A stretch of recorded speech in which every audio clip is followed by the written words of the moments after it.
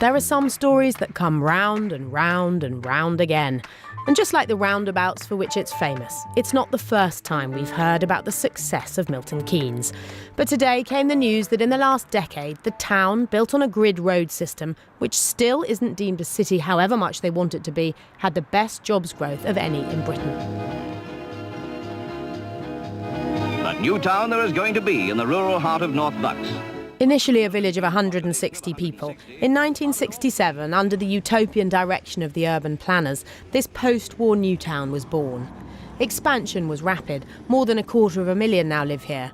According to a study by the Centre for Cities Research Group, not only has the population of the town of the concrete cows increased by more than 16% in 10 years, making it the fastest growing in the UK, it's also seen a jobs boom of more than 18%. Kerry Pensions is the pension provider for the local football club, MK Dons. This economic news is almost as celebrated here as the local football team's thrashing of Manchester United earlier this season. So it felt right that the rapidly expanding local company Newsnight visited had been sent a rather special gift. Where are you going to put this photo? It'll be in the boardroom. This pensions provider was an office of 3 in 2009. Now it employs nearly 50 people and plans to double its size every year for the next 5. The CEO puts it down to cheaper rents than, say, London, the availability of good staff already based in the town, and its location between London, Birmingham, Oxford and Cambridge. The train lines are fantastic, the airports are fantastic, so accessibility is really good, and we don't have a lot of congestion, despite people's comments about the number of roundabouts we have. Because people do make jokes about the roundabouts. They do, and our concrete cows. Purpose-built down to the very last detail. Even lakes like this one, dug out to improve people's quality of life.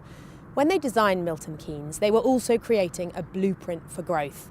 Could they have been any more successful? And what can other towns learn from this one? At the Open University, we found few students, of course. The place that pioneered distance learning for all has grown up with Milton Keynes, arriving here in the late 60s. The Vice-Chancellor told us innovation is now part of the growth story. Milton Keynes has really been trailblazing around the use of smart city technologies in order to show how a modern city can deploy all kinds of technologies to improve the environment for business and local residents. So for instance, you'll soon be able to download an app onto your phone that enables you to find a parking space in real time, or to book that parking space when you're searching for somewhere to park. So we're back to the roads and those roundabouts, quite right. But what's it like to live here? Nearly 30 years ago, the BBC met Karen Dayton, who was struggling to adapt to her new home. Well, all of a sudden you get plonked in the middle of the country and you stop somewhere near Newport Pagnell Services Station, where nobody knows everybody, and they've all come up here for the different reasons. Well, Newsnight tracked her down. The first to move into her estate, she had to dial a bus to get around town. How's it changed? Well, it's not a building site anymore. I don't know, some bits still are, but yeah, it's okay. But I really do love Milton Keynes. It's a great place to live. So the planners got it right. And we've found one of the only people involved in designing Milton Keynes who's still alive. He's unimpressed with the ambition of the government's plans for new garden cities to ease the housing shortage. You need it to be quite big.